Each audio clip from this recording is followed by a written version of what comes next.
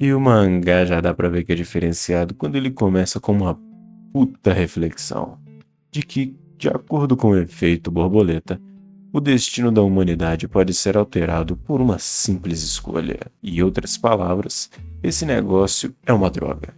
Pelo menos pro nosso prota, que até agora fez várias escolhas que se arrependia. Então alguém bate na porta do nosso prota o chamando de querido. E enquanto a sua alma arrepiava, a voz perguntava se ele estava lá dentro. E continuou dizendo que sabia que ele estava lá e era melhor ele abrir a porta. E havia perguntado à responsável do alojamento Ofélia, e ela disse que o nosso prota não tinha nenhuma aula programada para o dia. E a voz o perguntava se ele iria ignorá-la até o fim. Enquanto isso, nosso prota pra lá de puto pensava que não existia um stalker pior que ela. Agora eu quero conhecer quem é a doce donzela. Ao que a pessoa responde que tudo bem, que ela então iria fazer o seu próprio caminho enquanto enfiava a espada bem na porta. Enquanto nosso prota pensava que essa mulher era maluca, ele tenta argumentar dizendo que era contra as regras e que a presidente do conselho estudantil é quem aplica as punições quando alguém quebra as regras. E a voz responde dizendo que, infelizmente para ele, ela era a presidente do conselho estudantil. Rapaz! E ela o pergunta do porquê ele estará evitando. E que, para ser exata, já foram 32 vezes. E o nosso protapasmo pergunta se ela estava realmente contando. Meu querido, mulher conta até quando você tá certo, imagina quando você tá errado. Então a presidente do conselho faz uma pergunta derradeira para o nosso querido prota Down Crumble. Se ele iria se casar com ela. Eu não faria esse acordo porque eu acho que ela gosta de bater. Sabe, estilo dominatrix. Não curto muito não, eu passo. Enquanto nosso prota pedia um pouco de clemência, alguém chegou na janela e perguntava do que a princesa Tristan estava falando. Dizendo que ela então estava cobiçando um homem que já tinha dona. E perguntava se era assim que a sua família funcionava. E quem estava falando era uma tal de Ceras. Rapaz, me fala o fermento que essa gata tomou que eu quero 2 doses, por favor. A princesa Tristan pergunta se não era um lugar muito claro para um assassino, já que teriam muitas testemunhas. Ao que Ceras rebate que iria simplesmente eliminar as testemunhas. Nosso prota então grita, dizendo que estava desconfortável, já que ele nunca tinha pensado em casamento. Mas antes que terminasse sua frase, alguém já vem descendo no teto, numa pose de super-herói. E era nada mais nada menos do que a Lilo, pedindo encarecidamente para que o nosso prota dormisse com ela. Se continuar assim, nosso prota vai morrer de snu-snu. E ela termina dizendo que os preparativos para o casamento já estavam prontos, que bastava o nosso prota acompanhá-la. E logo após ela terminar a frase, alguém aparece das sombras dizendo que aquilo era uma grosseria. E a senhorita Yuria, como noiva do nosso prota, não poderia ignorar que ele estava cercado por bandidos. E Faye não aparece dizendo para todas calarem a boca, já que eram apenas invejosas, pois Down Crumble era dela. Pelo menos essa aqui já tá vestindo o capacete. Já entrou no personagem. E notando que aquilo já estava se tornando uma competição, elas decidem fazer a única coisa que lhes restava: cair na pancada para decidir quem ia entrar na chapa. O nosso prota começa a explicar como realmente tudo isso aconteceu. Então ele se lembra que foi um jogo de sobrevivência que colocou ele nessa situação. E o jogo era chamado de Ascensão do Salvador, ou AS, como as pessoas o conheciam. Basicamente aquele clichêzão básico de uma história acadêmica jovial. E que, como sempre, ele zerou o jogo e viu o final. E que no dia seguinte, então, ele foi tragado pelo jogo.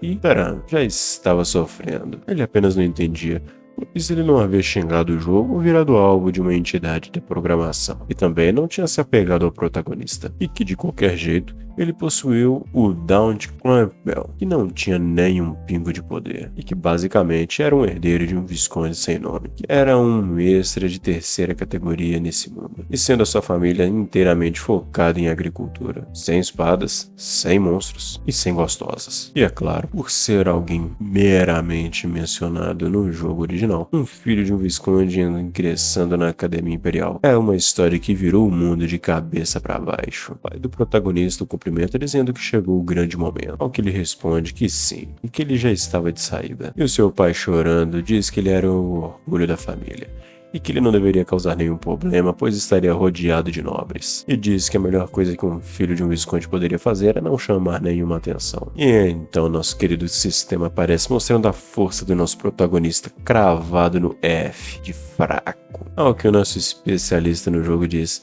que mesmo ele, um veterano, nunca havia visto um status inicial tão ridículo como aquele. E o sistema mostra que a sua missão principal era entrar na academia e ser nomeado para uma turma. E é claro que, de acordo com o sistema do jogo, se você ignorar uma missão, basicamente é game over. E já que a academia Elefante, a qual nosso prota estava indo, seria jogado em caos devido aos vilões, ele decidiu não colocar a sua vida em risco. Enquanto explicava sobre toda essa situação, ele respondeu ao seu pai que iria fazer o melhor para não chamar a atenção de ninguém, e que ele não iria nutrir nenhum sonho desnecessário de elevar a reputação do seu viscondado. Que isso, na hora de decepcionar ele sempre tá dando orgulho, que faria questão de deixar as notas abaixo da média. Enquanto estava a caminho, pensava que a protagonista iria fazer tudo sozinha, e que não chamar atenção é um lobo solitário deveria fazer. Contudo,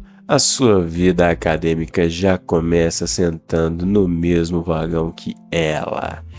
A braba, aquela que possui uma montanha de cadáveres aos seus pés, conhecida como a Sanguinária, Eonore Elinarize Latristam. Rapaz, o nome da mulher é um trava-língua, Deus me livre. E ela não é nada mais nada menos do que o boss final daquele mundo. E enquanto se borrava de medo, pensava que nos cenários, ela e a protagonista sempre acabavam brigando, e a sanidade mental dela foi para onde Judas perdeu as botas, fazendo com que a existência adormecida de um demônio cinza devorasse o corpo de Eonore, e a transforma num boss final que ninguém menos do que a protagonista poderia lutar contra ela. Ela é muito pica para quem não tem pica.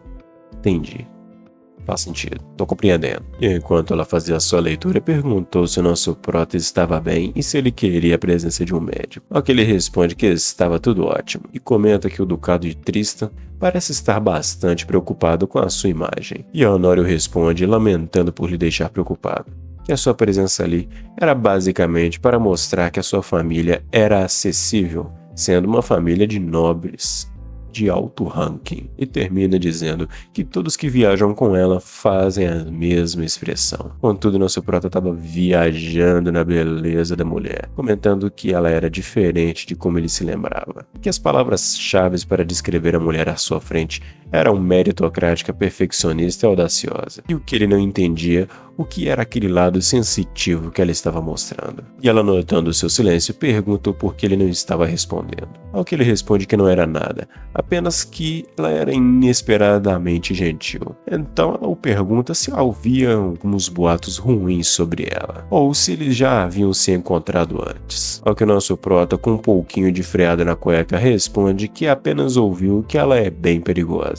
Ainda bem desinteressada, ela responde que ele é apenas uma pessoa bem estranha. E o nosso prota, que já estava quase pisando do outro lado, responde que ele realmente escutava isso direto, enquanto se esforçava para não se envolver, preferindo ficar quieto e observar a paisagem maravilhosa que estava passando, e a pedra que estava indo ao seu encontro. E antes que o meteoro de Pegasus o atingisse, ele vai para cima da presidente do conselho estudantil. E então o impacto acontece, levando o vagão inteiro para a casa do chapéu. E é claro, o nosso prota, como um bom analista, foi para cima da presidente do conselho estudantil, já que ela estava com um amuleto de proteção, já que ele não sobreviveria a tal impacto, tendo seus status todos no nível mais fraco. Passada a explosão, ela pergunta se ele estava bem, ao que ele responde que sim, então ela pede para ele sair de cima, já que ele era um pouco pesado.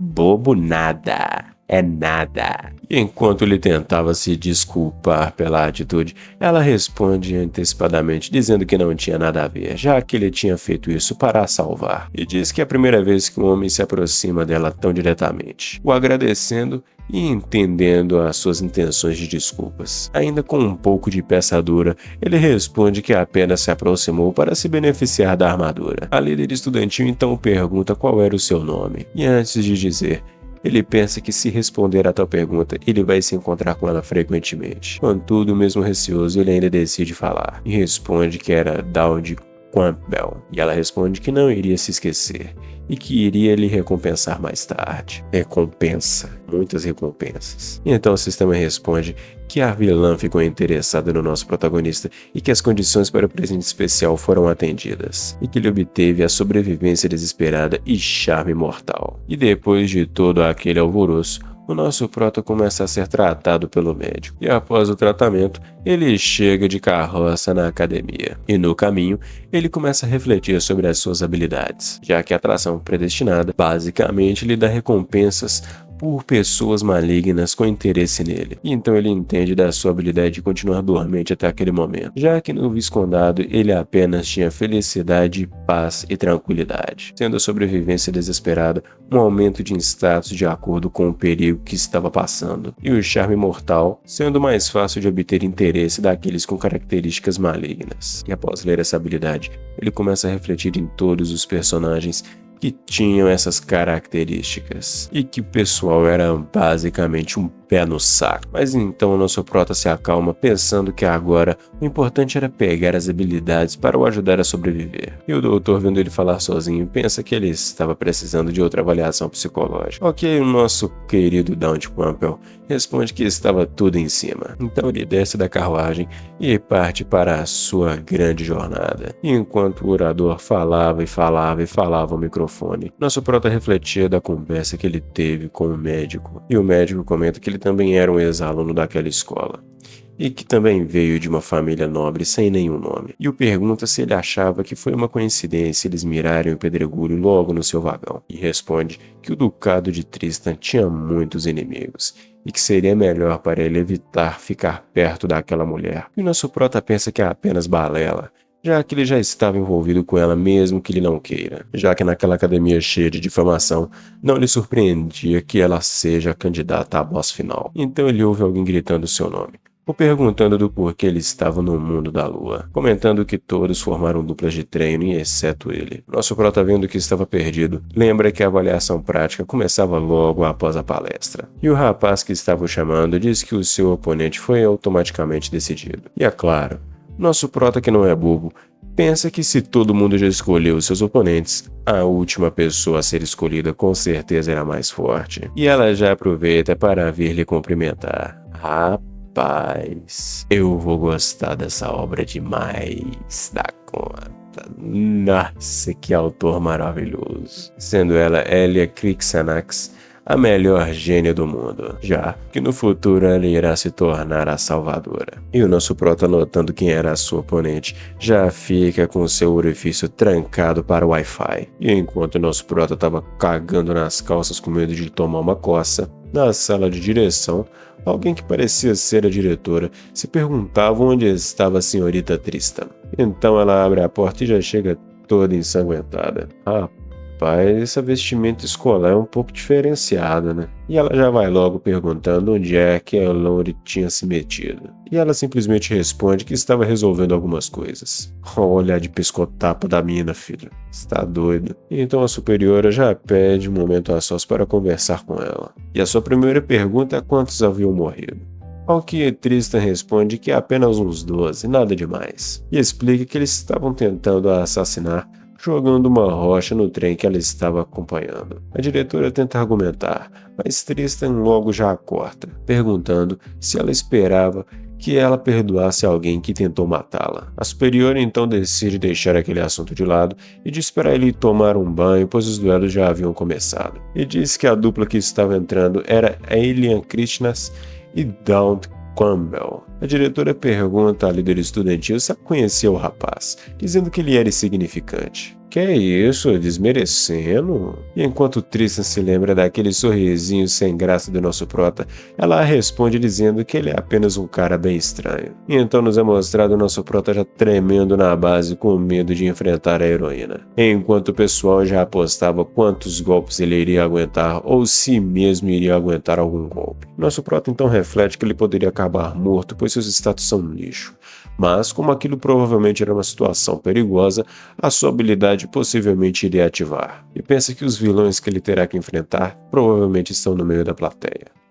E se ele não morrer, com a vantagem de informações e sua melhoria de atributos, ele pode sobreviver. Então ela o chama, fazendo nosso prota sair de seus pensamentos, e o pergunta com sinceridade se ele realmente era bem fraco. E ao notar a hesitação do nosso prota, ela então teve a certeza que estava certa. E ela continuou falando que estava repensando em dar-lhe uma surra. E pergunta se ele era o cara que estava com a Tristan. E comenta que ela a odiava. E que não só ela, mas como toda a sua família eram apenas demônios. Nosso prota pensa que ela é bem corajosa, mas que tem os seus motivos familiares. Nosso prota comenta que estava apenas na mesma sala que a Tristan, mas a heroína rebate dizendo que fazia-a lembrar dela, e que por irritá-la, ela iria dar-lhe uma surra. Mas vendo a sua fraqueza, já estava pensando em apenas fingir. Ao que o nosso prota pensa que era tentador, mas que ele precisava melhorar rápido nos próximos 2 dias, pois senão a sua vida estava em perigo, sendo necessário ganhar a atenção do pessoal naquele momento. E mesmo tremendo que nem um pincher, só que sem a raiva, ainda consegue responder para ela ir com tudo, e que na verdade ele meio que gostava da Tristan. Rapaz, a cara de pescotapa. Lá vem. O que faz a heroína perguntar se ele realmente estava falando a verdade. E é claro que o nosso prota estava mentindo, mas que ele precisava que ela fosse com tudo pra cima dele. E então responde a ela dizendo que era sério como o ódio que ela tinha pela Tristan. E ela então, vendo que estava decidido, decide atacá-lo com tudo que tinha. E já no seu primeiro golpe já manda a espada do nosso prota de Vasco, e fazendo o nosso prota contemplar a bandeira do timão. Vendo que ele desviou, ela comenta que ele realmente não era tão fraco, decidindo então levar a luta um pouco mais a sério. E quando o nosso prota já conseguiu ouvir o hino do timão, o sistema então detecta uma situação perigosa, fazendo a habilidade do nosso prota ser ativada, dando a ele uma força de ranking X. E Down, sem perder tempo, já manda o jab na cara da heroína. Sem machismo aqui. Um jab muito bem dado. Muito bem dado. E o nosso prota então nota que a sua habilidade o havia levado para o maior ranking que existia, enquanto a heroína voava pela arena até se encontrar com uma parede. Notando o que fez, o nosso prota ficou pasmo. E é claro, todo mundo lá ficou de boca aberta com o que ele tinha acabado de fazer. Meu querido, vai, desmerece aí agora. Desmerece aí, pô. Então, Down Crumble, classificado como ranking F em todos os atributos em seu primeiro dia na academia, conseguiu derrotar o personagem principal, meu querido. Chupa! Nossa, vai ficar dodói da cabeça, coitada. Os professores reunidos já estavam pensando que a primeira possibilidade é que Crumble fraudou o exame de proficiência, enquanto eles acompanhavam o VAR do golpe do nosso prota. E um dos professores comenta que o nosso prota não possuía força alguma antes do duelo, mas que aquele golpe definitivamente foi real. Ninguém dentro de Elefante conseguiria receber aquele golpe, incluindo ele. Contudo, as chances dele derrotar a potencial futura guerreira era nula, mas que provavelmente através de alguma substância, ele conseguiu de alguma forma temporariamente um poder absurdo. E, claro, a outra possibilidade seria ele ser um monstro incrivelmente genial. Outra professora comenta que seria difícil aceitar a sua vitória, já que o Margrave Kindred, o patrocinador de ele, não iria aceitar calado. Deixar um estudante como ele sucumbir seria uma grande perda para a academia, e que seria melhor eles observarem, pois mais para frente eles viriam ver se realmente ele era uma fraude. O prof de cicatriz pergunta o que ela queria dizer com aquilo, ao que ela responde que aquele ano entraram muitas pessoas interessantes na academia, e que aquele estudante, se realmente fosse tão especial, ele iria conseguir desempenhar um ótimo papel. E lendo as últimas notícias do jornal, o nosso prota se perguntava do porquê deles estarem postando a mesma coisa todos os dias. Então o sistema aparece atualizando o perfil do nosso prota, mostrando que ele já estava evoluindo com a sua intimidade com a Tristan, e que também haviam ganhado alguns pontos extras com outras pessoas. Nosso prota então nota que a escala do sistema era de curiosidade para interesse até chegar em confiança, notando que a pessoa com maior nível de curiosidade era a Elnori. Contudo, ele se perguntava do porquê diabos a boss final estava tão interessado nele. Ah, meu querido, é o charme, né, meu querido? É o charme. É o molho. Então, por ter esse interesse, ele recebe o presente de Elnori, ganhando a característica de técnica da espada dos Tristan, fazendo nosso prota ficar besta de ganhar aquela habilidade insana, já que eles eram uma grande casa reconhecida pela sua técnica com espadas.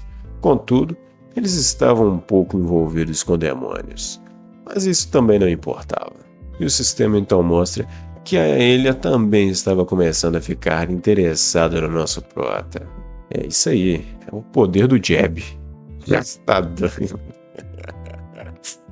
Pai amado. Nosso prota se pergunta do porquê ela está lá, já que ele deveria ganhar recompensas apenas dos vilões. E enquanto averiguava, ele ouve uma batida na porta. E a pessoa do lado de fora pergunta se aquele era o quarto do nosso prota. Ele para escutar e nota que a pessoa que estava falando era a Elia Krikchanax. E ele decide ficar quieto, torcendo para que ela fosse embora. Contudo, ela responde dizendo que já sabia que ele estava lá, e que se ele não respondesse, iria derrubar a porta, obrigando então o nosso prota a responder de lá de dentro. Então ela pede para ele encarecidamente abrir a porta, pois ela tinha algo a lhe dizer. Nosso prota, que não é bobo nem nada, já pergunta o que ela queria falar. Ela então decide abrir o jogo e diz que é apenas um papinho, para eles se conhecerem melhor. Ah, minha querida, você quer dar, cê fala. O capítulo já começa mostrando ela saindo frustrada da porta do nosso prota, já que ele tinha negado seu pedido de amizade, e refletia que não sabia como se tornar amiga de um homem. E quando menos se espera, ela tromba com nada mais, ninguém menos, do que a nossa queridíssima Elnori Tristan, fazendo com que ela lembrasse da sua infância e dos acontecimentos que lhe haviam sucedido. Elas então se encaram, e Elia pensa se ela seria capaz de derrotar Tristram naquele seu estado atual. E enquanto ela pensava em atacar, Elnori simplesmente lhe deu a mão para que ela conseguisse se levantar, fazendo ela se perguntar se ela não tinha visto as suas intenções. Mas não era nada disso. Tristram só queria que ela devolvesse o pacote que estava nas suas mãos, fazendo a heroína pensar duas vezes do porquê Daunt estar envolvido com ela também. Então responde a Tristram que ela deveria entrar no corredor à direita para ir para o quarto do Daunt Campbell. Rapaz, provocando cobra com vara curta. Fazendo Tristram parar imediatamente e perguntá-la como ela sabia onde era o seu quarto. Ao que ela responde que tinha acabado de sair de lá. Rapaz, meu amigo, a Maica está ficando gostoso, tá ficando gostosinho. E Tristram, com cara de muitos inimigos, pergunta com qual propósito ela tinha ido lá. Ao que ela responde que era simplesmente para fazer amizade, fazendo Elnori rebater que os alunos eram proibidos de ter contato com o sexo oposto. A heroína questiona dizendo que não teria regra nenhuma contra aquilo, ao que ela responde que ela tinha acabado de criar e que não tinha permissão de ir no quarto de Daunt.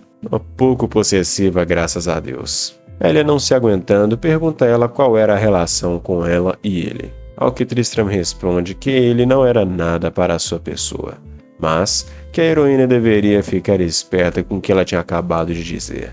Elia não engole essa situação e decide investigar mais, mesmo que ela precise se aproximar mais de Daunt. E já no dia seguinte, o pessoal já se preparava para a lição de aula e foi projetada para analisar os seus estudantes. E é claro, depois da performance do nosso prota no último exame, ele vai ficar no grupo mais forte, algo que estava o deixando preocupado, sendo ele um problema para o nosso prota, já que ele a havia afastado antes, mas ela ainda estava no seu grupo de agora. E ele também se perguntava do porquê o interesse dela havia subido de novo. Contudo, ele para e pensa se isso teria alguma relação com a carta que ele havia recebido. E quando o grupo do nosso prota é chamado, ele decide focar na prova, já que esse era parte do cenário principal. Leonora então se apresenta aos seus alunos, dizendo que ela seria responsável pela prova de todos. E o nosso prota já ativa o sentido de cu nem pisca e nota que se Honório for acompanhá-los, provavelmente eles terão problemas. Enquanto isso, os professores estavam de olho observando a performance de Daud Crumble na prova.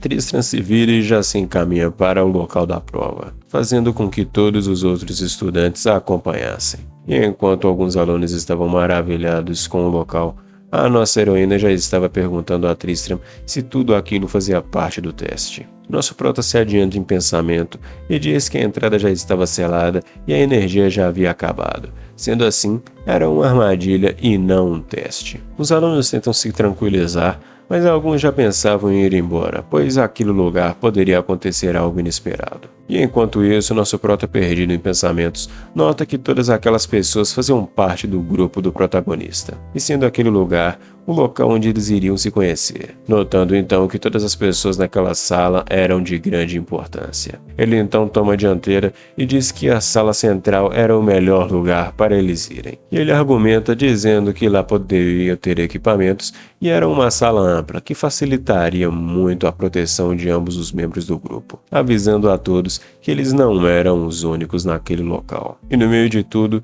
ele ainda avisa que iria tomar um outro rumo. E Elia mesmo perguntando, ele apenas responde dizendo que era necessário. A heroína não convencida pergunta do porquê ele estava indo para o lugar oposto ao salão central. O nosso prota mortalmente sério responde que não poderia falar, mas que depois ele iria explicar tudo. Mas é claro, ele pensava que não estava enganando ninguém, já que salvar a sua própria vida era um motivo muito importante. Caraca, traíra na cara dura. Um tempo depois, nosso prota suspirando comemora de ter funcionado, e que talvez aquele jab tenha dado alguma credibilidade às suas palavras. E com a sua sapiência desbalanceada, ele decide se esconder até o final do evento, já que o alvo de assassinato era Honório, e ele não tinha nada a ver com isso. Frio e calculista. Contudo, alguém o chama, perguntando se ele poderia guiá-lo para consertar o problema de energia. Já, com um sorriso de alguns capetas,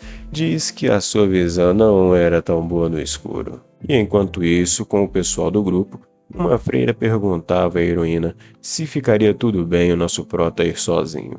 Ao que ela responde que, independente do que ele fosse fazer, ele teria um plano. E enquanto o cara esquisito caminhava com o nosso prota, ele já pensa que a Tristram já deveria ter passado o carro do leite em todo mundo. Claro, se ele não estivesse envolvido, sendo que ele enganou até o nosso prota tranquilamente. E então eles chegam até a sala de equipamentos. E ele, sendo um assassino profissional, já conseguia detectar que o nosso prota era um completo amador, decidindo então tomar o seu corpo e acabar com a senhorita Honório. E então logo em seguida ele se revela para começar a fazer um carinho gostoso no nosso prota. Contudo, o nosso prota nem mesmo se assusta e responde que ele já esperava que fosse o Hazmet. E para surpresa do assassino, ele diz que se fosse alguém forte, ele provavelmente estaria em apuros e que estava aliviado de ser ele. E Hazmet fica sem palavras com aquela situação. Mesmo assim, ele ainda ataca, já que o nosso prota não passava de um fracote. E enquanto isso, o pessoal já estava descarrilhando o trem para cima dos assassinos que estavam com eles. Fritando, furando e cortando, os assassinos já não tinham mais por onde ir contra aquele grupo de estudantes. E a Lady Tristram já entra na batalha, mandando 4 de Vasco em um único golpe. Pegando um de refém, ela o pergunta se existia mais alguém naquele local. E diz que se ele não respondesse, ela ia começar a sessão de carinhos. Eles então descobrem que é um tal de Hazmet da Lua Crescente. Ela então aproveita e o pergunta se ele estava naquele prédio ou apenas nos arredores. Mas o capanga se recusa a falar, levando um salto 15 no meio da boca. Enquanto a nossa Lady falava que não iria perguntar de novo, fazendo o coitado confirmar que ele realmente estava com eles, e que provavelmente estava em algum lugar. A heroína pergunta do porquê eles estavam indo tão longe, ao que a Lady responde que eles estavam tentando a matar, já que o Hazmet poderia pegar a aparência de quem ele conseguisse matar. a perguntando de quem ela achava que seria o alvo mais fácil no meio deles. Então, ela toma um choque, notando que realmente aquele que seria o alvo era o nosso prota, e que também ele provavelmente se usou de isca para levar o seu inimigo para longe, fazendo a heroína mais uma vez questionar qual era a relação de Tristram com ele, ao que ela responde que eles não tinham nada, pelo menos até onde ela sabia. E ela pensa que a alma do guardião, que faz uma barreira contra cortes, deveria estar ativa, e que só reage a equipamentos. Mas um assassino tem o seu próprio corpo como uma arma. Contudo, ainda se perguntava o porquê do nosso prota fazer aquilo. E enquanto ela pensava isso, o nosso prota estava passando a peixeira em cima do assassino. Utilizando a técnica da espada Tristram, ele consegue deixar o assassino gravemente ferido, fazendo ele notar que realmente não deveria ter mexido com o nosso prota. Contudo, ele ainda pergunta ao Dawn de Crumble por que foi atraído para aquele local. Bom, basicamente, ele precisava de um lugar reservado para conseguir utilizar os seus poderes. O assassino, notando seu silêncio, fala que não precisava de uma resposta, que ele poderia apenas ser morto. Ele disse que não planejava o matar, e que deveria dizer aos assassinos que até mesmo ele foi quase morto por se aproximar de Lady Tristram. Já que ele não sabia quem pediu a cabeça dela, ele precisava impedir que essas situações acontecessem para que o demônio dentro dela não se libertasse. E Rasmed pergunta o que iria acontecer se ele tentasse voltar. E o nosso prota responde que ele deveria tentar a sorte de novo, já que ele também estaria a protegendo na próxima vez. E ele pergunta se Honori Tristram realmente era tão importante assim, ao que o nosso prota responde que sim. E quando ninguém menos esperava, Lady Tristram aparece atrás do nosso prota, fazendo com que o seu interesse no nosso prota aumentasse e muito. É, meu querido, se ela já estava querendo, agora ela vai pedir. Ela vai ter que pedir. E no outro dia, a diretora já estava uma bagunça, já que o chanceler tinha solicitado uma investigação imediatamente do caso. A diretora comenta que a escola estava uma bagunça, e que é quase confirmado que um espião estava entre eles. E diz para Tristram que por eles tentarem 2 assassinatos, eles realmente estavam bem determinados. E diz que esse é um incidente diferente, já que eles provavelmente vão tentar novamente. E que todos que estavam naquele local foram homenageados, já que cada um conseguiu fazer a sua parte sem nenhuma vítima. Mas que o problema de tudo era Dante Crumble, já que ele não tinha registro de reconhecimento e que não havia razão para tê-lo. E era como se ele estivesse tentando propositalmente ficar longe da vista da equipe acadêmica. E a diretora, notando que Tristram estava pra lá desse mundo, já joga nela o seu tinteiro, aproveitando para perguntá-la do porquê dele estar viajando no mundo da lua. Lady Tristram pergunta o que ela queria dizer com isso. Rapaz, saúde, graças a Deus, que saúde. E a diretora diz que ela esteve desligada o tempo todo, e que se ela não conseguisse falar, ela não poderia ajudar. Então a líder estudantil responde que ele estava começando a se interessar por alguém. A moça toma um susto e já pergunta quem era o Felizardo. Ao que Tristram responde que ela havia acabado de citar o seu nome. Não tem como, né? O homem é uma máquina. A diretora fica besta a perguntando se ela realmente gostava daquele caipira. Honori responde que ela não falou isso ainda, fazendo a diretora falar que se o arquiduque descobrisse o que ele iria fazer naquela situação. Tristram responde que ele provavelmente ficaria maluco, mas que ela ainda não foi conquistada. Ah, tá, sei. Contudo, a moça ainda comenta que, independente do que ele fez, ela deveria ficar desconfiada, já que ela é a Lady da Casa Tristram. Ao que ela responde que é verdade, mas que isso se resolveria com o teste. E então nosso prota recebe uma cartinha maravilhosa, dizendo que, infelizmente, eles não foram capazes de informar a sua sala, e que a equipe acadêmica estava no meio de um projeto para obter resultados, fazendo com que ele esperasse por notícias no futuro. Mas o nosso prota não queria esperar. Ele só queria ser jogado em qualquer sala e ser esquecido. Ele pensava que, se embora fosse seguir regras, ele precisava ficar no grupo de aula especial. Então o sistema o avisa que agora teria uma nova missão, e iria ocorrer na cerimônia de recepção dos calouros, sendo essa o momento em que é definida a classe do protagonista, sendo arqueiro, mago, guerreiro, sacerdote e por aí vai. E como a Aelion usa uma espada, ele também decide usar um conjunto focado em força. Dessa forma, ele iria acabar com um equipamento exclusivo que combinasse com isso. Contudo, seu único problema é que tanto Tristram quanto a Elia iriam participar desses eventos. E tudo ao mesmo tempo. Já dizia o filósofo, o que são 2 buracos para um homem que tem 10 dedos? E então o sistema, para dar aquela força, dá a ele a habilidade de duplicar uma habilidade, fazendo nosso prota ficar pasmo com aquela informação, já que ele pensa que ele poderia copiar até mesmo a habilidade do chefe final, e que embora ela já esteja no topo, Elnor ainda tinha a possibilidade de crescer, ganhando assim novas habilidades e muito mais poderosas. Então nosso prota decide se preparar para o evento que iria acontecer, já que ele tinha algo para o ajudar a sobreviver. E no calada da noite, ele decide ir até o armazém de equipamentos antigos. E usando a loja de pontos, ele compra algumas roupas para esconder a sua identidade. E após passar por cada medida de segurança, ele chega ao farm de tesouro dos viciados. E se prepara para procurar aquilo que ele veio buscar. E então, após pegar todos os itens que ele queria, ele encontra o mais importante. O Pico da Divindade, um incensário contendo o poder antigo de 1000 anos. Mas assim que ele retira o incensário do lugar que estava, algo começa a brilhar no meio daquela muquifa. E então, após toda aquela confusão, uma donzela cai nos braços do nosso prota. E não era nada mais nada menos do que Yuria Greyhawker, ou o chefão do capítulo 2, a deusa da espada amaldiçoada, fazendo nosso prota se lembrar que o item que ele acabou de pegar era originalmente dela, e que então fazia sentido ela estar na área. E ela, sem perder tempo, já pula dos braços do nosso prota com aquela sede de sangue, fazendo com que o sistema detectasse o perigo mortal, ativando a habilidade de sobrevivência do nosso prota. Ele tenta ainda dar um papinho, mas a moça não estava muito afim e já tenta lançar a peixeira na garganta do Daunt. E a Yuria estava com sangue e inolência nos olhos, já que estava fazendo de tudo para matar o nosso prota. Ele tenta argumentar dizendo que era apenas um mal-entendido, e que ele não estava planejando nada de estranho enquanto ela dormia.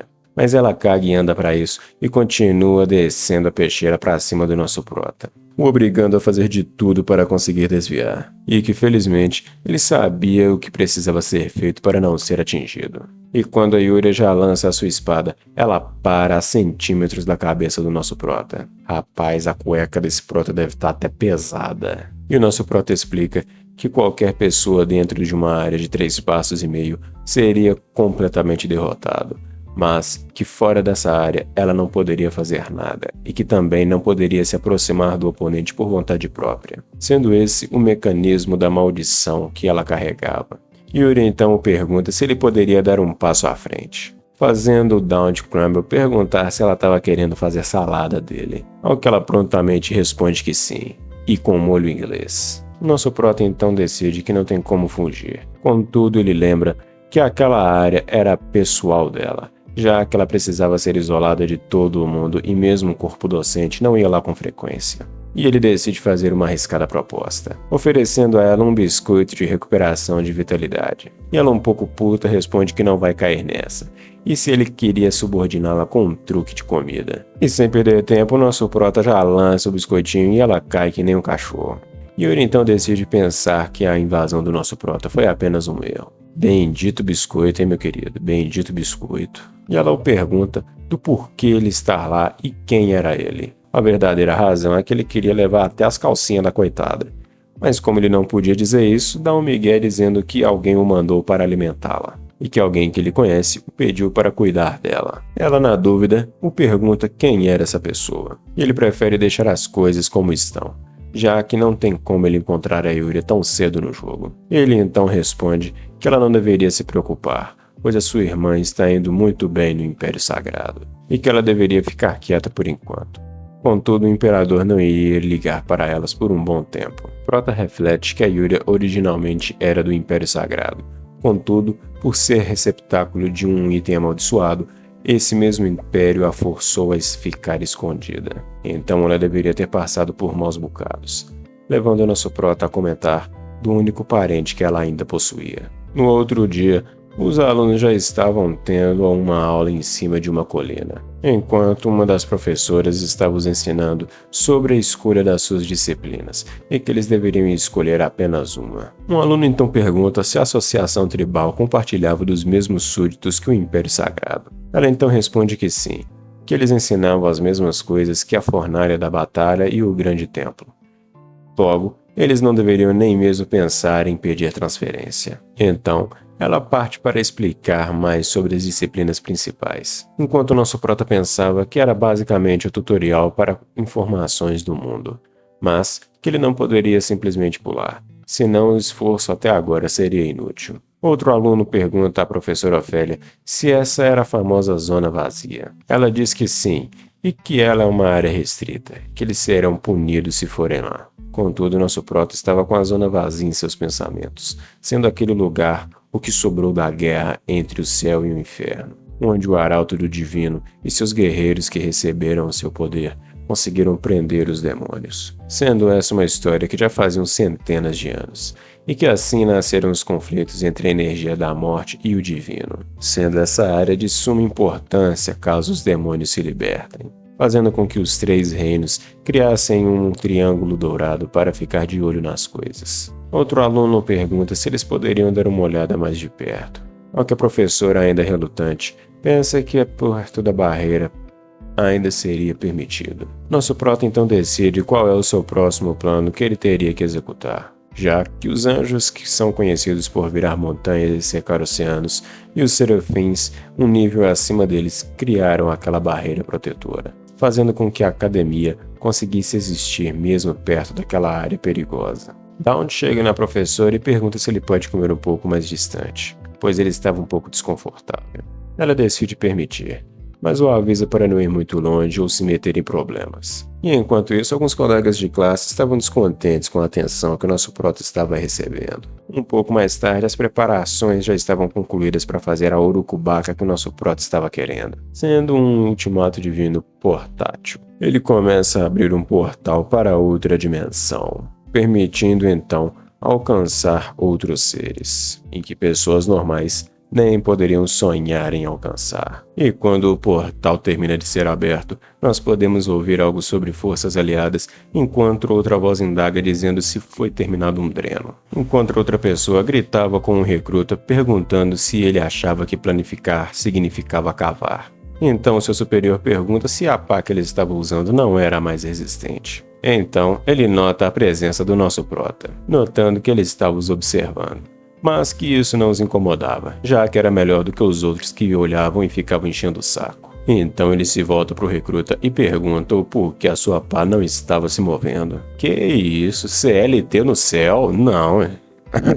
não compensa. E quando ele volta ao trabalho, o seu supervisor já grita dizendo que era para ele espalhar a terra e não cavar. Enquanto o CLT Celestial voltava ao trabalho, outra pessoa notou a presença do nosso prota, perguntando se havia aparecido um sapo. Que isso, colega? Sapo não, nosso prota não é o ápice da beleza, mas assim também não, aí se desmerece. E logo após isso já chega um carro anunciando que os novos tijolos de lama estavam disponíveis. Quando um dos serviçais pergunta quantos tijolos haviam, ele responde dizendo que era uma quantidade infinita. Rapaz, não compensa, não compensa.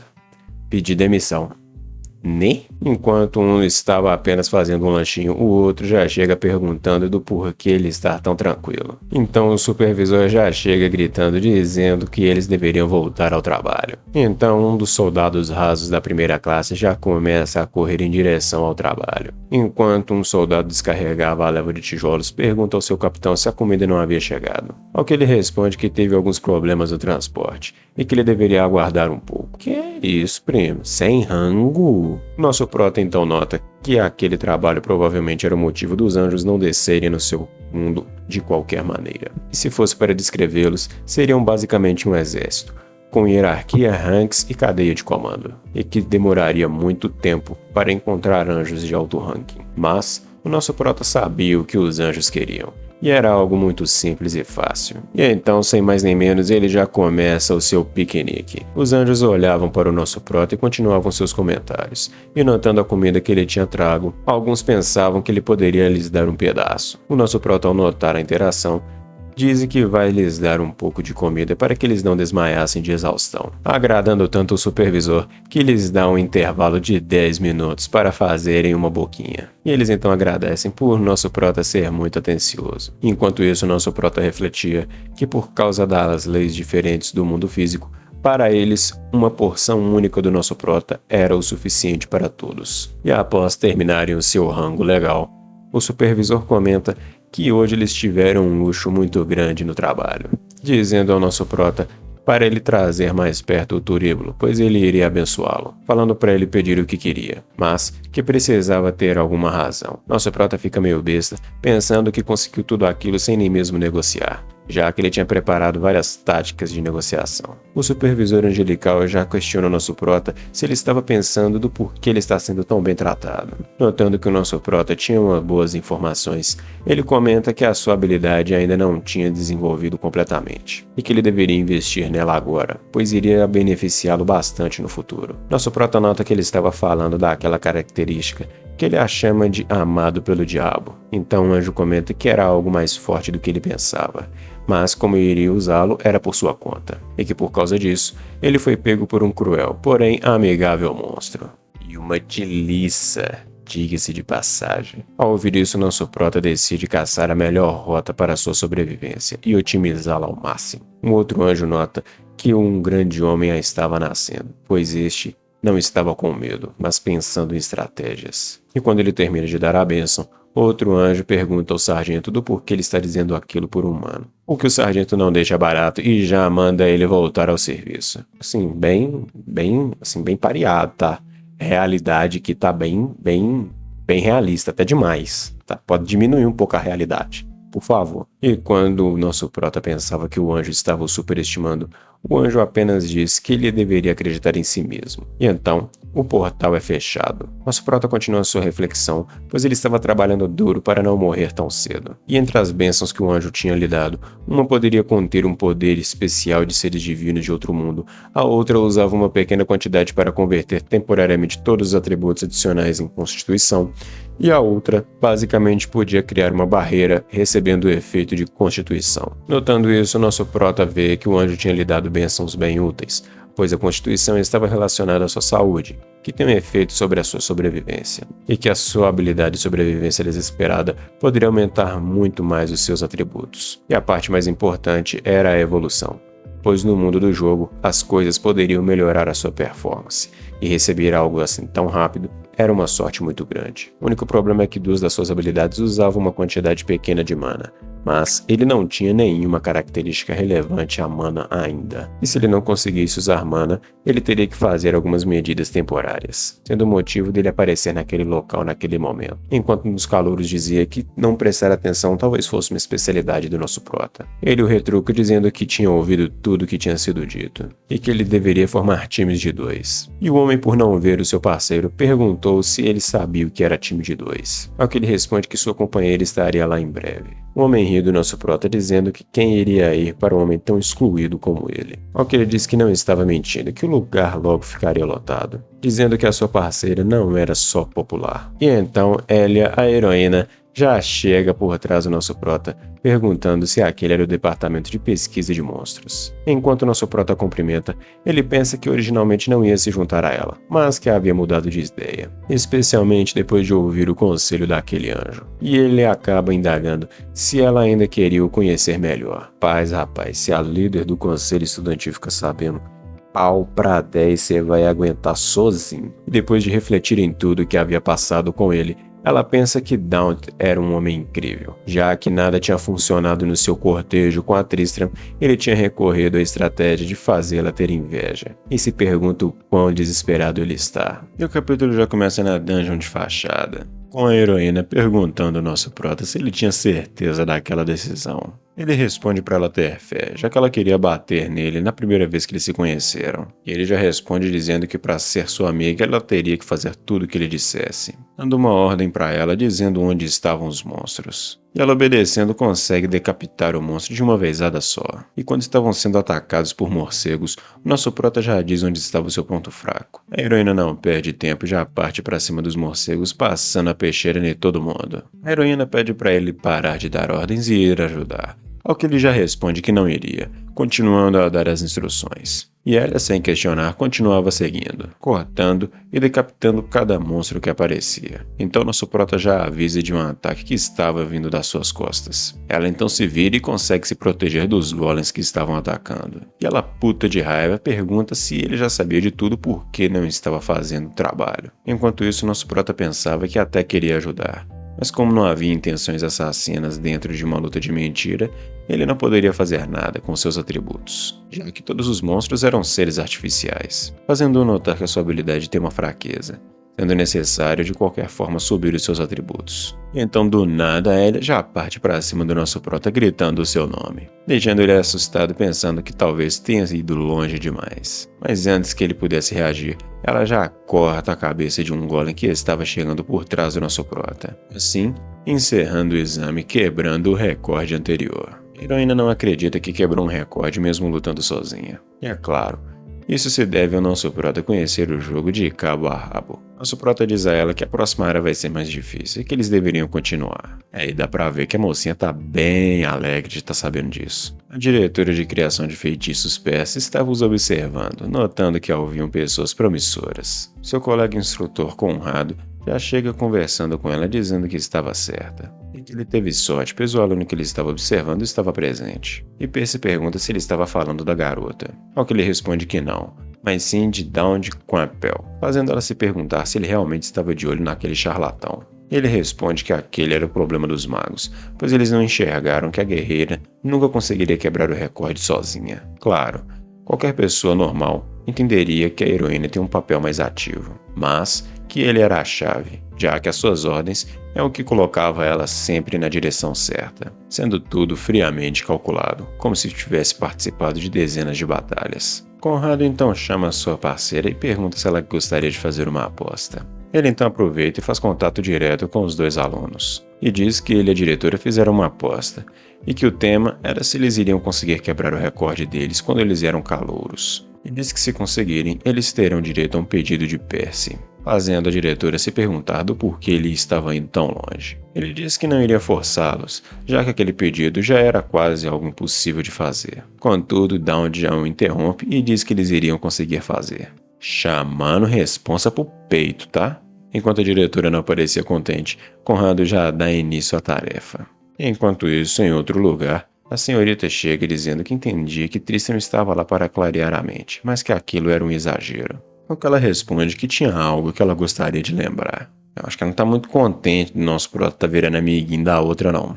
Ela não tá muito contente, não. Ela pergunta o que ela queria se lembrar. Ela responde que eram alguns movimentos que a sua mãe havia ensinado, já que um demônio habitava no sangue dos Tristram. Logo, o rumor tinha dois lados, um talento surreal e uns surtos de loucura ocasionais. E junto às demonstrações explosivas de violência e perca da sanidade, era o motivo dos Tristram viver os seus últimos anos de forma miserável. E enquanto ela bebia água, a moça pergunta se aquilo era alguma coisa séria. Ela responde que não era nada sério para falar a verdade. Ela então decide fazer um comentário, que ela tinha ouvido isso de alguns dos calouros, mas que Dawn Campbell estava com a próxima candidata à guerreira do semestre. Nossa, X9, fofoqueira. Tristan lembra de quem ela era, perguntando se eles formaram um par. Ela responde que sim, já que a dungeon precisava de duas pessoas. Ela respira fundo e decide ir até lá. Nossa, tá indo bem tranquila, graças a Deus, com a paz de Jesus no coração. Ô, mulher tranquila essa mulher, né? A heroína então já pergunta se o nosso prota tinha certeza daquela decisão, e pergunta se valeria a pena desafiar o recorde de todos os tempos, e se ele tinha algum motivo para realmente fazer aquilo. Enquanto isso, nosso prota pensava que era mais fácil mirar nos pontos fracos dos monstros. Mas como ele não poderia dizer isso, ele diz que era porque a heroína estava com ele. Meu querido, é nessas aí que você entra pra dentro do problema. O instrutor então pergunta se Daunt estava pronto. E quando ele responde que sim, o seu instrutor, sem perder tempo, já ajusta a dificuldade da sessão. Nosso prota então pede para colocar na última dificuldade. A diretora de feitiço fica meio puta, já que a última dificuldade era praticamente um combate de verdade. Mas com a insistência do nosso prota, o instrutor decide permitir. Ela fica um pouco apreensiva, mas o nosso prota tranquiliza falando que a água já tinha sido derramada. Meu querido, isso aí não tranquiliza ninguém, tá? Vou falar com você. E enquanto os dois instrutores tomavam um chazinho, eles discutem que os alunos poderiam morrer dessa vez. Mas o instrutor Conrado diz que o nosso prota provavelmente tem um motivo para ser tão confiante. Que de qualquer forma, se acontecer alguma situação perigosa, eles apenas precisariam salvá-los. Assim, ele ativa o modo carnificina e fala para eles darem o seu melhor. E no instante em que os monstros atacam, a habilidade do nosso prota detecta o perigo iminente, fazendo com que o seu poder subisse exponencialmente. E então, com apenas um golpe, ele decapita um monstro que estava vindo em sua direção. E enquanto a diretora de feitiços não acreditava no que via, um instrutor do departamento de cavalaria estava pasmo em estar certo. A heroína, agora com um sorriso no rosto, diz que sabia que ele era forte. Agora você confia, né?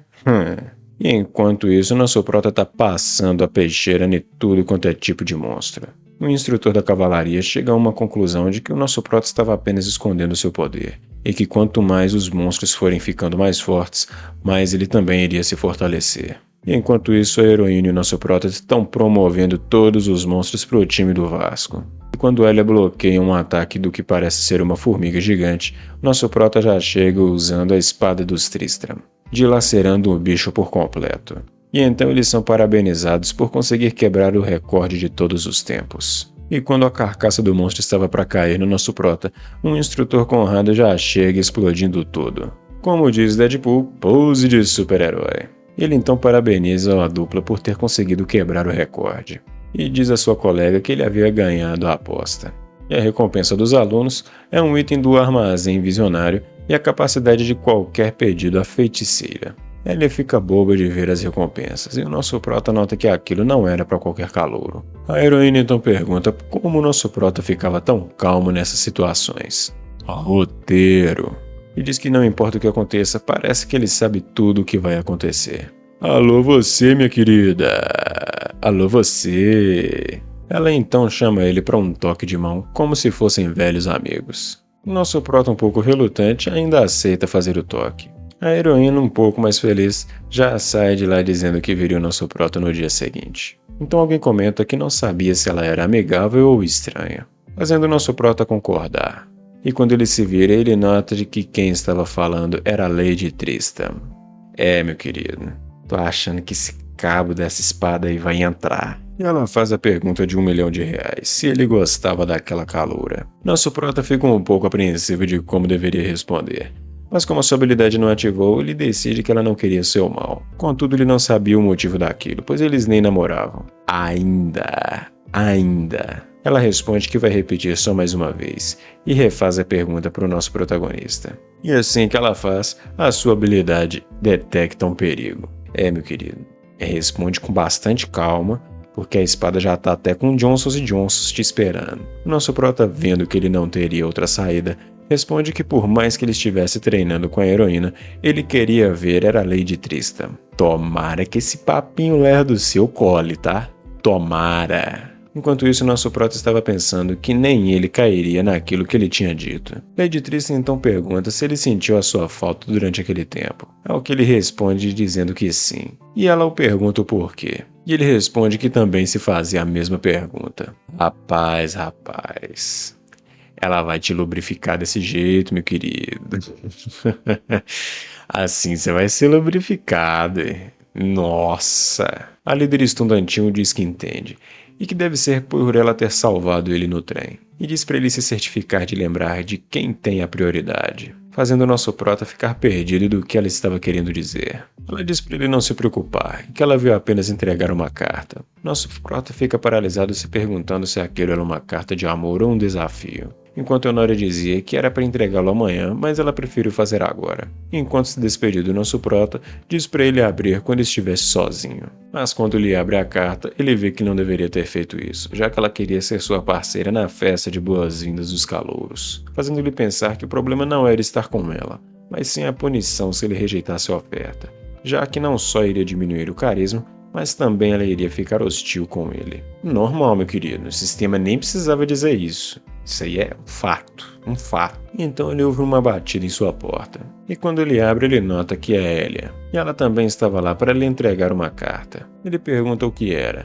E ela responde que era uma surpresa, já que ela tinha se decidido na batalha de fachada. Contudo, por causa das leis de Lady Tristram, ela teria que se apressar, então ela pula da sacada. Nosso prota, um pouco chateado, se pergunta do porquê aquele mundo tinha tanto esquisito. Ele estava crente que aquilo era um desafio, mas, para sua surpresa, quando ele abre a carta, ela também queria ir à festa com ele.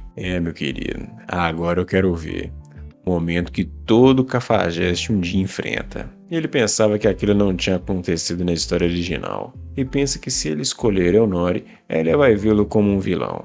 Mas se escolher Elia, Lady Tristram provavelmente vai querer lubrificá-lo. E ele pensa até mesmo em tentar recusar todas as duas. Nosso prota chega à conclusão de que aquilo aconteceu pois elas ainda estavam na fase de interesse. Então, além de negá-las, ele pensa que provavelmente era melhor aceitar ambas. Não, o homem é liso. Então, na noite dos calouros, eles estavam fazendo a chamada e conferindo todos os participantes da noite. A heroína pensa que por causa da multidão ela se sentia em um abatedouro. Eu não entendi muito bem a sua comparação não, minha querida.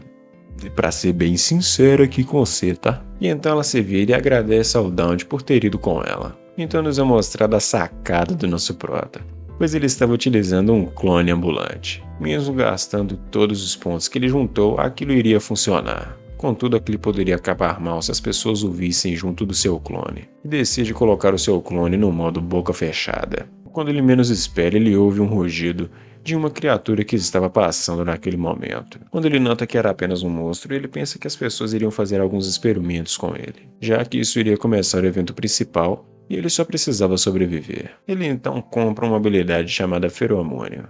Mas aí você tá atacando sem defesa, né, meu querido? E assim que ele utiliza a habilidade, Tristram chega atrás dele, cumprimentando. Ela nota o cheiro e o pergunta se era algum perfume. Ele comenta que era apenas as flores que pareciam estar muito cheirosas. Ela responde que o cheiro estava vindo dele, que estava deixando ela doida. Com esse chassizinho do nosso prota, não vai dar tempo nem de pedalar para a corrente cair. E após usar a habilidade de feromônio, nosso prota vê que ele cometeu um erro, deixando a Lady Tristram naquele clima envolvente, fazendo ela dizer que não tinha percebido quão nosso prota era musculoso antes. Isso deixa o nosso garotão com aquela cara de espanto e horror.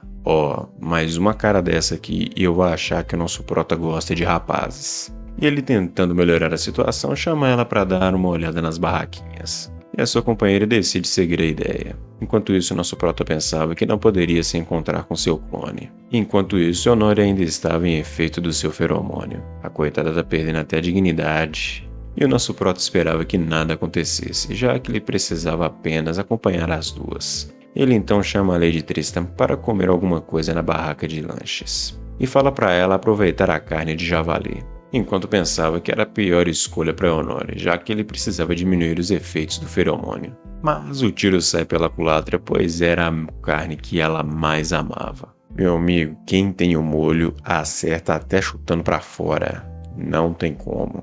Ele então decide demonstrar que não gostava de javali, e mantendo a certeza de estar o mais longe possível de Elia. A líder estudantil pergunta se ele queria alguns dos acessórios que estavam vendendo. Ao que o nosso prota responde que não, mas queria comprar um para ela. Claro, era apenas uma jogada para tentar diminuir o interesse da mulher. Tá querendo jogar no time de rapazes, tô falando com você. É por isso que tem que ser difícil. Quando o prato é dado, o cara não quer. Observe essa cagada. Fazendo comprar um botão. Porra, o cara tá jogando na base. Jogando baixo, muito baixo. Mas ela responde que precisava exatamente de um botão para um dos seus uniformes. Meu querido, O mundo conspira pelo poder do roteiro. Amen. Honório pergunta se ele já escolheu seu mestrado. E nosso prota responde que vai estudar teologia. E houve um amém, meus irmãos. Ela fala que ele deveria pensar melhor, pois com seu talento ele deveria se juntar aos cavaleiros. Mas ele diz que tem algo a aprender no departamento de teologia, já que ele tinha escolhido aquela rota por um motivo. A líder estudantil então pergunta o que ele tanto queria aprender.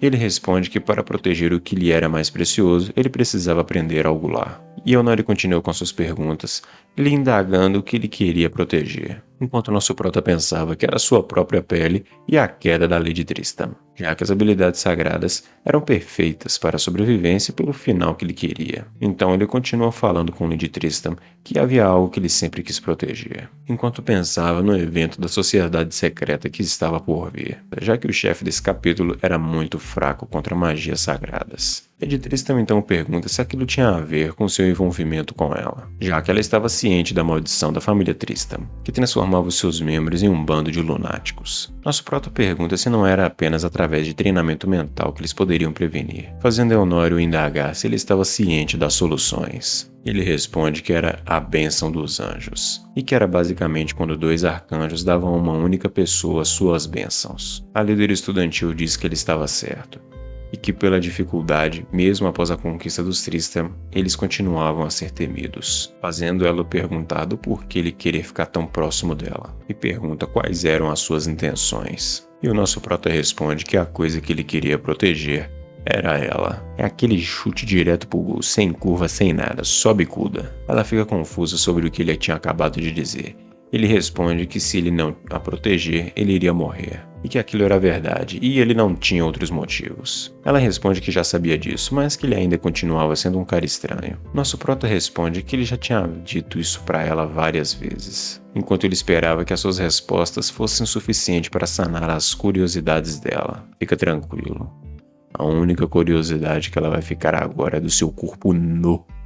Nu. Ela se perguntava se o nosso prota estava bravo com ela por não estar falando nada, e comenta que eles já haviam chegado no porão. Ela pensava que para aprender dos Tristram precisava se aproximar dele, mas não sabia como fazer isso com um homem, e que aquilo estava deixando ela de cabelo em pé. Eu acho que é outra coisa, mas releva. Mas de toda forma, ela ainda estava tentando assimilar o que eram todos aqueles monstros que estavam ao seu redor. Comenta que eles provavelmente eram utilizados para experimentos na academia, e que tinham alguns monstros bem maiores lá, e que eles não estavam nem mesmo presos. E quando ela menos espera, um dispositivo aciona e explode a cela em que ela estava, fazendo com que o nosso prota fosse obrigado a salvá-la. As pessoas no andar de cima ouvem um barulho alto enquanto um tremor acontecia. Então nós vemos o clone do nosso prota ferido pela explosão. A heroína o pergunta o porquê.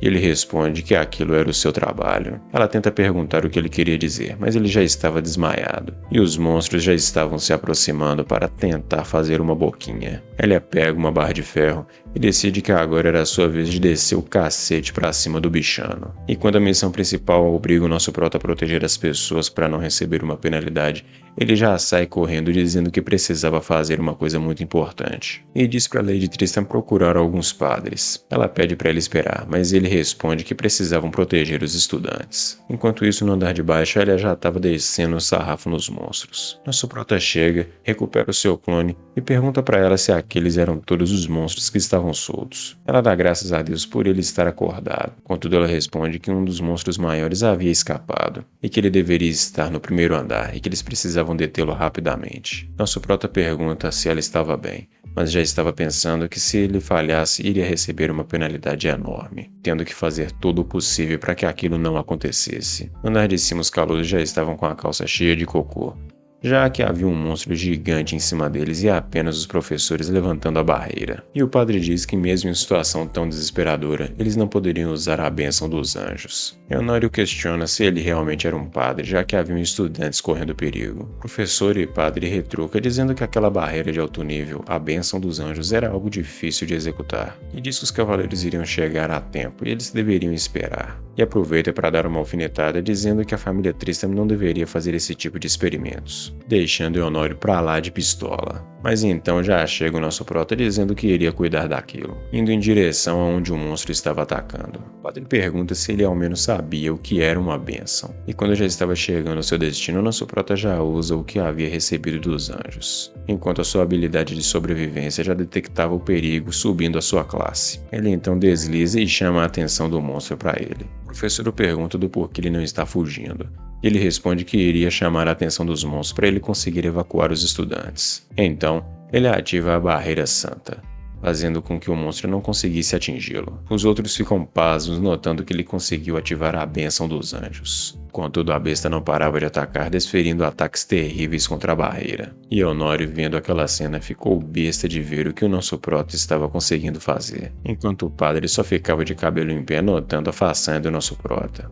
Com todo respeito, seu padre, chupa que é de uva. Contudo, Eonório pensava que depois de tudo, ela nem iria se surpreender mais, já que havia visto ele esconder seu potencial inúmeras vezes. O padre estava besta do monstro não conseguir quebrar a barreira, e que aquele estudante continuava a mantendo, perguntando a Lady Tristan do porquê ela não estar ajudando. E ela o retruca perguntando se ele então estava fazendo algo. Ela então chega desmaiando o padre, dizendo que ele era apenas um inútil naquela situação. A presidente a pergunta por que tinha demorado tanto. Ela responde que estava desmaiado no porão e que tinha acabado de acordar. Contudo, ela ainda estava pasma com a habilidade do nosso prota e se perguntava como ele conseguia ativá-la. Enquanto Lady Tristan pensava que aquela habilidade poderia ser usada apenas depois de 10 longos anos de treinamento. Ela se recorda do que o nosso prota disse sobre protegê-la, e que ele não havia nenhum outro motivo. Ela diz que, mesmo sendo uma bênção armazenada, haveria um limite do quanto ele conseguiria controlar, e diz que deveria ser legal para Lady Tristan, fazendo ela perguntar do que ela estava falando. E ela responde que ele estava fazendo aquilo tudo pela família Tristan e por ela, pois afinal, não tem outro motivo pelo qual ele esteja fazendo tudo aquilo. Lady Tristan sabia disso, mas ela ainda se sentia insegura por causa do seu passado. Mas agora, ela conseguia ver uma luz no fim do túnel. Decidida então a entrar naquela luta e ajudar Dawn Campbell. Paz, rapaz. E essa sombra aqui, hein? E essa sombra aqui, ó. E o monstro com seus ataques incessantes já estava forçando o nosso prota ao limite. Mas Tristan já parte em seu socorro, atingindo o monstro pelas costas, fazendo-o gemer de dor e abrindo uma cratera no chão. O monstro, após se levantar, já parte para cima dela. Ela, sem pensar duas vezes, já usa a técnica de espada dos Tristan. Dando vários ataques consecutivos na coisa. E enquanto ela atacava, o monstro não dava sinais de querer recuar. Contudo, ela desfere o seu último golpe, Tramontana, fazendo o monstro sair voando para trás e atingindo a parede em uma velocidade monstruosa, fazendo nosso prota pensar que aquela habilidade era muito mais forte do que a que ele copiava. Nosso prota pensa que todos aqueles que brigaram para fazer experimentos em monstros são apoiadores dos Tristan. E se Eonório se envolver, ela basicamente admitiu a culpa da sua família. E já que ela não tem interesses políticos, ele se perguntava do porquê ela estar ajudando. Mas não era hora de pensar nisso, então ele decide apenas terminar aquela missão. E quando todos os estudantes evacuam o local, Lady Tristan guarda sua espada, vendo que não havia mais perigo. Eu tenho que parabenizar aqui o Dawn Campbell, porque ele tem uma mente muito forte. Com uma beleza dessa, meu amigo... Difícil. O nosso prota nota que aquele monstro ainda estava tentando dar o seu último ataque de misericórdia, e sem pensar duas vezes, já se posiciona com a barreira para proteger a Lady Tristan, recebendo o ataque direto do monstro e desmaiando no processo. E assim que ele acorda na enfermaria, a primeira coisa que ele lembra é dos monstros e da senhorita Eonório. E quem estava lá com ele não era ninguém menos do que a chanceler Atalante, dizendo que todos já estavam seguros e os monstros já haviam sido derrotados. Ela pergunta se ele havia ficado surpreso em vê-la. Diz que não teve tempo de conversar com ele após os duelos com os calouros. Nosso prota responde que estava bem, mas pensava do porquê a imortal que viveu centenas de anos estava lhe visitando, e se perguntava se era por causa da bênção dos anjos. Ela diz que estava ali para comentar algumas notícias ruins e outras ainda piores, e pergunta qual ele queria ouvir primeiro. Nosso prota diz que ela poderia começar das ruins. Ela então diz que ele estava recebendo mais atenção do que o devido, já que nenhum estudante tinha participado de todos os acidentes como ele. E ela diz que com a sua experiência, ele continuaria sendo pego no fogo cruzado dos eventos infelizes. E então ela fala sobre a outra parte das notícias. Eu pergunto o quanto ele sabia sobre o demônio dos Tristan. A diretora o elogia, dizendo que ele é uma pessoa interessante por não estar nem um pouco preocupado na presença dela. E o nosso prota responde que ele não deveria revelar o tanto que ele sabia, já que ele não conhecia os planos da diretora. Ela pergunta a ele o que ele queria dizer com planejando. E ele responde dizendo que era um único não atribuído a uma classe, e que nem poderia ir à aula. Ela responde que entendia o aborrecimento que estava causando, mas que graças aos eventos recentes, ela precisou fazer um controle de danos. E após ativar uma barreira protetora, ela diz que a hegemonia estava perdendo o controle da sociedade, que era um péssimo momento para eles, e que eles fariam qualquer coisa por indivíduos talentosos, mesmo que isso signifique puxá-los do inferno. Nosso prota pergunta se o golpe de estado da Aliança Tribal, as mudanças na organização do Império Sagrado e o sucessor do trono não estavam causando aqueles eventos recentes, fazendo a diretora notar que ele era alguém bem informado. Assim ela diz que ele estava certo, que agora o Triângulo Dourado pareciam bons vizinhos, mas que na surdina eles estavam competindo pelos melhores talentos, e que graças a isso o continente inteiro estava sentindo seus efeitos. Nosso prota chega a uma conclusão de que todos os eventos que ele se envolveu devem ter lhes chamado a atenção, mas como eles ainda não fizeram nada, possivelmente alguém estava impedido de transmitir as informações. Enquanto a bela chanceler pensava que ele era politicamente inteligente, nosso prota pergunta se seria perigoso chamar a atenção deles agora. E ela responde curto e grosso dizendo que sim, e que o mundo iria acabar, fazendo nosso prota contemplar a destruição daquele mundo. Ela então mostra o desenho de um selo e pergunta se ele o conhecia, e que foi por aquilo que ela perguntou sobre os demônios. Nosso prota reconhece na hora o selo dos purificadores, fazendo a diretora notar que ele também sabia daquela informação, já que os purificadores eram uma organização de adoração demoníaca, cujo único objetivo era trazer demônios para acabar com o mundo. Então continua dizendo e que ambas foram tentativas de atacar a família Tristan. Claro, isso também não tinha garantia de não acontecer uma terceira vez. Nosso prota pergunta por que ela está falando tudo aquilo. Ela simplesmente responde que não iria lhe dizer, mas o entrega então uma chave dimensional, com o poder de desequilíbrio para abrir portais para outros mundos. Atalante comenta que pela expressão dele ele já sabia o que era, e diz para ele mostrar o seu bom progresso. E diz que se gostar do que ele mostrar, vai dar alguns itens adicionais. E termina dizendo que a conversa que eles tiveram deve ser mantida em segredo. A melhor opção é sair falando para todo mundo. Claro, chanceler, obrigado. 100%. E enquanto tomava um chazinho de camomila, pergunta para o nosso prota como estava o relacionamento entre ele, Lady Tristram e a candidata à guerreira. Nosso prota fica puto dela ter perguntado aquilo, e simplesmente responde que eles estavam indo bem. A chanceler responde que espera continuar assim, fazendo o nosso prota ficar na dúvida e perguntar se havia algum motivo para aquilo. Ela calmamente responde que sim, pois o mundo iria acabar se ele não o fizesse, fazendo nosso prota pensar do porquê o mundo acabava tão fácil por aquele lado. Ela diz que não estava mentindo, e que o seu plano principal só seria realizado através dos três. Mais para frente vamos conhecer a Naba. E após ela ir embora, o nosso prota se pega olhando para o item que havia ganhado, imaginando que nunca pensou em ganhar um item como aquele, já que para o jogador era impossível conseguir aquele item, e pensa que deve ter algo errado no cenário principal. E então o professor Conrado chega e diz que estava procurando nosso prota. Nosso prota pergunta do porquê estar lhe procurando. Ele responde que apesar dele não ter uma classe, ele não poderia pular todas essas aulas. E então o entrega uma designação temporária. E diz que a partir de amanhã, ele teria aulas com aquelas pessoas descritas no papel, fazendo o nosso prota ficar assustado com aquilo, já que a presidente da sala era Elnori Tristan, e a vice-presidente, a futura heroína Elia, fazendo Dawn de gritar que o fim do mundo estava próximo. O fim do mundo eu não sei, mas a sua batata vai assar. E no dia seguinte, o professor já estava ensinando sobre a aula básica de espada. Então o aluno disse que tinha alguma pergunta, e essa pessoa não era nada menos do que Elnori Tristan,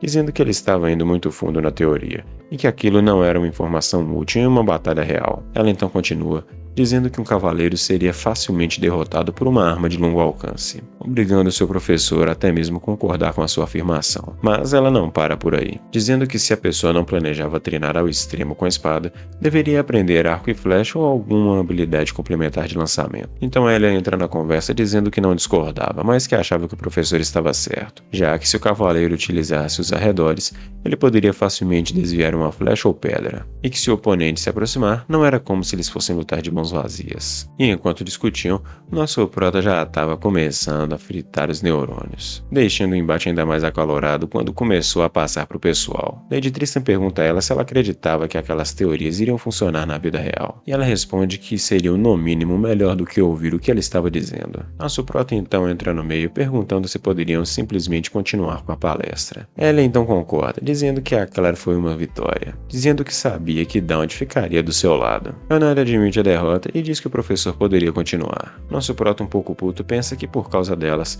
as pessoas já estavam começando a encará-los de forma estranha, já que ele estava no meio da candidata guerreira e da herdeira da família. Contudo, ele deixa isso de lado, aproveitando para observar as novas informações do sistema, já que ele tinha ganhado mais proficiência com a técnica da espada Tristan e uma técnica nova de respiração profunda, que aumentava o seu vigor, fazendo o nosso prota chegar à conclusão que as habilidades trabalhavam em conjunto, já que baseado nos buffs físicos, aquela poderia ser a melhor combinação de habilidades, mas que a única que consegue utilizar o combo era a Elnori, já que o motivo dela virar o boss final é por causa da habilidade corpo a corpo monstruosa dela. E junto a isso, haviam novas informações de Elia Krikshanax. E é claro, mais habilidades para o nosso prota como a regra do mal, fazendo com que as pessoas boas afiliadas a ele fossem obrigadas a aceitar um pedido seu, fazendo o nosso prota ficar pensativo, pois talvez ele poderia ganhar recompensas fazendo pessoas boas ficarem malignas. Na aula prática de sobrevivência, Conrado já estava dando as suas instruções, e diz a eles uma regra simples, pois precisavam apenas ir na floresta e trazer algo que ele gostaria, terminando dizendo que eles teriam 10 minutos para conseguir essa façanha. Alguém então pergunta se teria algum guia de pontuação. Ele responde que tanto ele quanto a presidente estudantil iriam dar a pontuação. Ah, mas aí é marmelada. Marmelada pura. Outro aluno disse que aquilo era muito vago, mas Conrado então já o corta dizendo que a vida é feita de experiências. Enquanto isso, nosso prota se perguntava como conseguir fazer pessoas boas ficarem ruins. Contudo, a futura heroína chega por trás dele perguntando se queria fazer um par com ela, e ele simplesmente responde que ela deveria ficar com seus amigos. Ela comenta dizendo que ele também era o seu amigo, enquanto nosso prota pensava que ela já deveria estar com seu grupinho de personagens principais. E quando ela pergunta se eles não poderiam fazer aquilo juntos, uma freira estava pensando que se aquilo acontecesse, ela teria que ficar de vela. Ela pergunta ao nosso prota se ele estava se sentindo bem. Ele responde que sim, mas o motivo da sua recusa é por eles não serem tão próximos o suficiente, fazendo a guerreira ficar sem palavras. Assim ela desiste de chamá-lo, vira suas costas e segue para o seu grupo. A freira fica pasma com a resposta do nosso prota, enquanto ele se perguntava se tinha sido duro demais. Então alguém chega até ele e chama-o pelo seu nome, o perguntando qual era a sua relação com a candidata guerreira. E não era ninguém menos do que Talion Armand, já que ele era a pessoa mais habilidosa da sala depois de Elia. Contudo, no capítulo 1, ele também se tornava um boss intermediário. Nosso prota simplesmente responde dizendo que apenas conhecia ela. Ele então responde que alguém tão habilidosa quanto ela não tinha motivos para interagir como alguém como nosso prota, e comenta que haviam muitos boatos acerca do seu resultado suspeito. Eu pergunto do porquê tentar se envolver tanto com a guerreira. Enquanto isso, nosso prota nota que parte da habilidade tinha sido ativada por deixá-lo com raiva. Taro então decide perguntá-lo diretamente se o duelo foi uma farsa, e o nosso prota pensa que já que ele seria um boss intermediário, ele poderia usar a regra do mal para depois. Nosso prota se levanta e diz a ele que o duelo não foi forjado, mas o pergunta se era isso que ele gostaria de ouvir, já que ele viu seu objetivo sendo derrotado facilmente, perguntando se ele pôde sentir a lacuna criada entre eles. E quando nosso prota diz que ele podia sentir a lacuna criada entre eles, a guerreira estava apenas observando. Tá vendo aí o que você tá causando, minha querida? Tá vendo? Tá vendo? Só complicação para a vida do homem.